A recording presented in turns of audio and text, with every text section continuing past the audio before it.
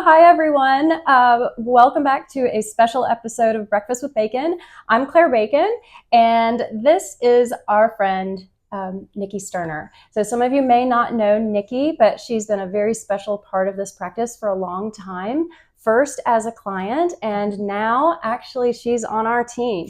So Niki has some special qualifications. She actually runs our social media side of the business, and so she's responsible for making all those wonderful videos that you see with like all the fantastic transitions, like talking about like all the fun stuff we do here at East Cobb Spine and Sport. So in addition to that, Niki has a lot of acting experience, and she's a mom, and she comes to us with just a wealth of information on how to take healthy living into your home and just make it work for the whole family. So, and I know that there's been like a long learning process along the way, right? Everything from like cooking to, just transforming all the products and things you use at home. And of course, dealing with 3 teenagers, lovely teens, right? So all of that. But the reason why we're here today, and this is a really special conversation, I hope it's really deep and meaningful. So I know a little bit about your journey through health. And today I wanted to talk about, maybe more details of some of the things that you've gone through. You've definitely had a transformation. And so I'd like you to share a little bit about that. So as it's May, we always like to feature stories about women's health, like in honor of Mother's Day and all of our mothers and, all the special women in our lives. And so today we wanted to talk about breast implant illness. So this is a very deep topic that has touched so many women's lives, and including your own. And so that's why I wanted to hear a little bit more about your story and maybe what were the emotional reasons or other reasons, maybe something to do with like your film and acting experience that one made you want to get implants in the first place. And then how the thought process went along, like maybe this isn't the best thing for my health, and then like what to do about it. Sure. So thank you for that wonderful introduction. That was so nice. Yeah. So I actually got breast implants when I was 24 years old. So I had graduated college and I had moved out to Las Vegas, and I was working as a bevertainer in Las Vegas. So that means a bevertainer? Bevertainer at the Rio Hotel and Casino. So I was doing dance routines on 10 different stages throughout the casino floor. And then I was serving beverages to the customers in between those. Okay. So it was a really fun job, although it was really smoky in the casino. And I had bloodshot eyes like every day, all day from the smoke. But it was fun because I was dancing and performing, which is what I wanted to do. But when I was there, I'm kind of a competitive person like yourself, everyone in the office, right? Yeah. So I noticed that some of the women were getting really good tips. And a lot of them had breast implants. And so I thought, I should probably get some. Natural connection. Yes, the natural connection. I was like, make more money? Yeah, I'm in. And I kind of had dealt with like body image issues growing up. I just, my weight kind of fluctuated up and down based on, I did like emotional eating if I was, I just ate, as we all do. Yeah, exactly. Yeah. Like on the weekends I'd overeat, or if I was stressed out, or just food was my friend, so I just ate. Or even like just depending on what's going on, like bad choices late at night, or like probably when you got off work super late, or not the healthiest things available. Yeah. So I kind of struggled with that. So I went to see a plastic surgeon and didn't think really about the size of the implants. I asked for a D cup and I ended up with like a triple D cup. So it was like really obnoxiously large and painful.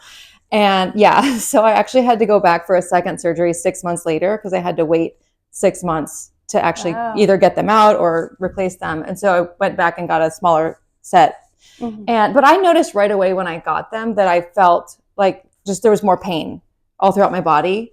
Not just like around the chest, obviously, but pain in other areas of your body where previously like everything was working, like your knees were fine, hips were fine. Yeah, I think it just kind of, my body was in shock. Like most of the pain was right here, and like I would get shooting pains through my armpits. And like, I tried to go back to work as a beverage trainer, but we had to hold a tray that had like 20 drinks on it. And so that was a lot of weight. And so I ended up having to like take a pain pill to get through my job, you know. And so it just, I stopped doing that. And then I ended up getting the smaller set, and it was better, but my body was not made for implants, I guess. But I was like, no, I spent all this money. I have to have something to show for it. Honestly, that was what I was thinking at that age. I was like, I can't waste that much money. It was like a lot of money. So I got them, and then I ended up getting married and having 3 kids. And I had issues with breastfeeding because I had a lift at the same time, which they cut around the areola. And so that injured like milk ducts. I've always heard that they say, well, it won't interfere with breastfeeding and everything will be just fine. And And that's what my surgeon told me, actually, was you should be fine to breastfeed. And so I was like, oh, well, okay. Because I wasn't really planning on having kids at that time anyway. I was like, you know, working in Las Vegas as a beverage trainer, so it wasn't on my mind at the time. But yeah, so when I did go to have kids, I struggled with breastfeeding because the milk was there, but just couldn't get out because the ducts had been cut. Oh. And so literally like it just couldn't come out. Like I would get like drops.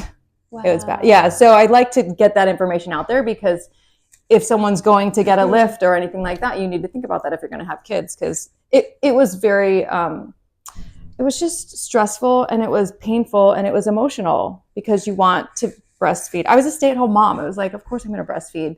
My goal was to do like 6 months with each kid, and I was lucky to get 6 weeks. I got like 7 or 8 weeks max with each one. And honestly, it was probably a blessing because having the breast implants, which have all the chemicals in them, with the milk going straight into your child, your baby, is probably not a good thing either. Yeah, that's something I hadn't even thought about that. Yeah, right? It's right there, next to the milk ducts. So I think that there is kind of an awareness that there are the silicone implants and there are also the saline implants. But I don't think many people know that even the saline implants, they're still put in a shell that includes silicone. Yep. So either which way you do it, you're still getting something that I think has been reasonably put out there that that the silicone ones are pretty toxic. Yeah. And as far as how much of that gets into the actual milk duct, and you might be transferring that to your baby, like no one's talking about that at all. Oh, I know. Yeah, that's the scary part is like how many kids have been, you know, exposed to the chemicals of the breast implants through breastfeeding. Right. Yeah. Right. That is scary. When I got mine in, I think the silicone ones were off the table. It was like around 2004. So there was a time where they weren't allowed to be put in because they were considered so toxic. But then for whatever reason, they were reintroduced. And so I think the silicone ones tend to be more associated with a lot of the autoimmune diseases. Yeah. Versus like the saline ones have a lot of like systemic fungal infections, mold, bacteria that get in and out of them because for whatever reason they're made. And that's kind of what I experienced a lot of was just systemic fungal overgrowth. Really? Which, yeah, just rashes and gets into your joints, like the chronic pain, joint pain. I had a lot of brain fog. Like I considered myself pretty sharp. I was valedictorian in my class. And then something brand new we did not know about Niki Starter. It was in Montana in a small town, but it was still, you know. Wow. So I consider myself sharp, you know. But I remember like volunteering at the kids' elementary school at the front desk, and I had to like tally numbers for, I don't even know if it was like lunch totals or something like that. And I could not, like I had to get out my cell phone and use a calculator because I did not have the math skills. Like my brain was just not functioning. It was not connecting. Wow. It was scary. Yeah. Right. Yeah. And I feel like a lot of women have issues with like brain fog, but maybe would not ever connect it to, you know, some kind of an implant. I mean, people get different kinds of implants, you know, besides breast. Some people get, you know, like butt implants and calf implants. There's chin implants. Even cheekbones. Yeah, like all kinds of different things you can do with plastic surgery. I hadn't heard that maybe depending on the type of implant might lead to a different kind of chronic issue. I mean, we've definitely seen an explosion of autoimmunity.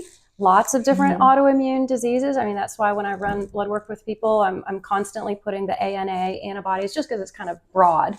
you know, and you can check, you can screen for a lot of stuff with that. But then also with like fungal and yeast infections, definitely tons of people have issues with those things just from eating a lot of carbohydrates, added sugar, you know, the processed foods. But what about all the people who have these issues who do have their diet like really tightened down and like, for instance, always been active? And obviously, if you're like a showgirl and a bevertainer, or what did you call it? Yeah, bevertainer. You got it right, Claire. Yeah. Like professional, like dancer, entertainer, everything in Vegas. Like, I'm sure you had your workout routine down. I'm sure you had like perfect, beautiful body, like as you do now, and like fit, active. Like, you wouldn't think that you might have yeast and fungus and chronic immune inflammation living a healthy life, like as a, you know, living that life. Yeah. Right. I think over time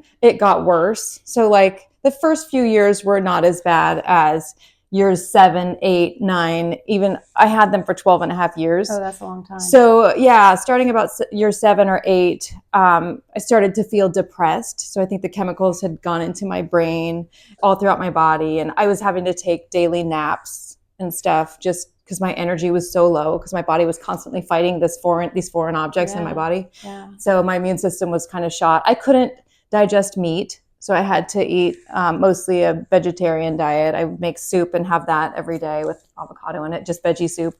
Wow. Yeah, I definitely struggled with a lot of things, but just low energy. My muscles were kind of wasting away. I think I got down to like 116 pounds, which for me is like low. Like I'm normally like 120, 125 is like strong, healthy. So I was like kind of wasting away, but yet I still had the curves because they were fake. But yeah, and like my skin looked unhealthy. I just didn't have very good color. Like when I got my implants out, that was the first thing that came back when I got home from surgery. Like I was like, oh wow, I looked in the mirror and I could see like the color came back, the life came back in my face. It was incredible. Yeah, it just, the body was like able to breathe finally because it had been fighting for so long. Right. Yeah. And it's so hard to imagine you without energy. Like as long as I've known you, you've had great energy, right? Yeah. And like doing the Fit in 10 workouts and all that kind of stuff. I mean, you're just like supercharged, like always high energy, always super happy, super friendly. And so like to imagine you, like you were, sounds like you were a totally different person. Yeah. Oh yeah, totally. And in the meantime, trying to manage with small children. Yeah. Pressures. And I had a lot of anxiety too, a lot more anxiety when I had them. I don't know if that was just my body just constantly fighting. So then my brain was also like constantly searching for things to worry about. I just felt like a lot higher anxiety at that time. And like I had to worry about every little thing. Like I was sensitive to so many things just because of my body like at that time. Soaps and fragrances and perfumes and or more food items. I mean, I don't know, like laundry detergents. You mentioned rashes. Yeah, I would get rashes from I think the fungal infection, and if I ate too much sugar or anything like that, I started to get the rashes on my chest. Or it would kind of be like here on my chest and then right on my stomach too. So it'd be all right here. Yeah, which sucked. But So going through like this whole mix of different symptoms, you know, like anxiety and rashes and maybe sometimes digestive issues and energy, like maybe a general practitioner might want to kind of refer you to, you know, like a psychologist for the mood issues and a gastro for the digestive issues and a dermatologist for skin issues, you know, and I can just imagine that you might have spent like a lot of time and energy and co-pays going to different specialists and maybe not really getting anywhere. And at some point, I know you finally made your way over to holistic health and discovered, you know, good nutrition and standard process. So kind of tell me like how you went through the medical system and then how you wound up in our world. So I think honestly, when Kelsey was 18 months old, she had the ear infections because we had vaccinated her and all of that. At that point was really kind of when I opened my eyes to the natural, holistic way, because we had signed her up to get ear tube surgery. And the surgeon showed up and smelled of like wine. basically. And so we were like nice. not comfortable in the first place being there with her having surgery at 18 months old. And then that happened and we were like, okay, this is probably a sign. We should probably not do this. So we took her to a chiropractor and we ended up removing wheat and dairy from her diet and adding in a probiotic and cod liver oil and a liquid multivitamin. And so getting adjusted. And she got adjusted, of course. Yep.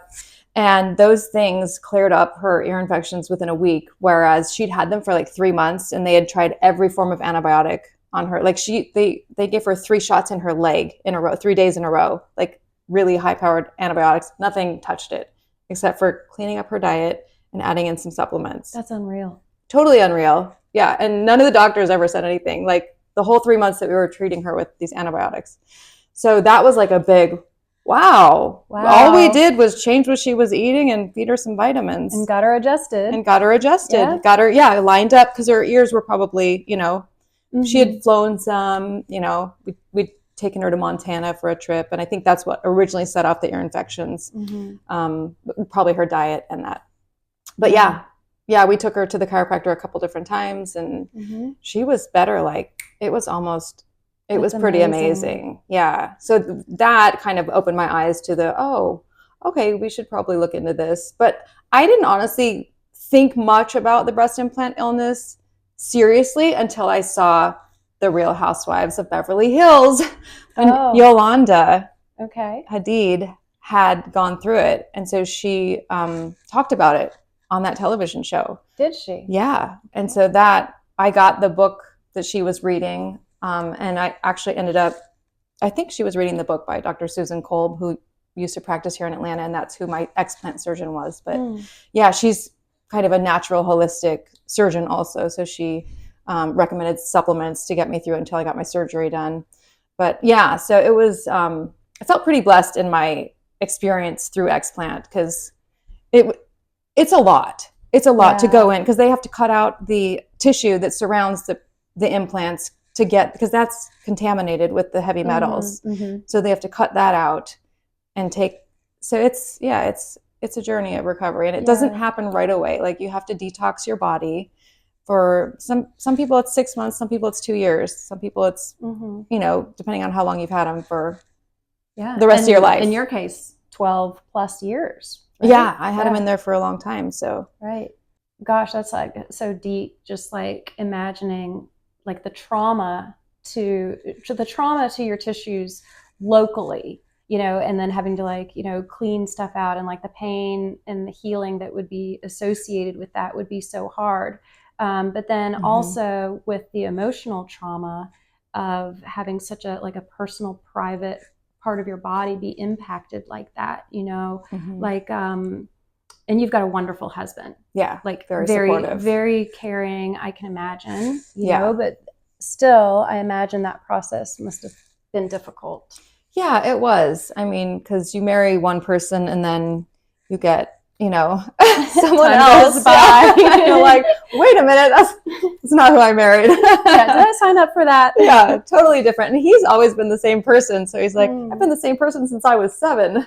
And he has really. So men are so lucky. Like what you see is what you get. They don't have these hormonal shifts. Everything is the same, like every day. It's like, why are you changing all the time? Yeah, exactly. And they're like, well, that's how it is.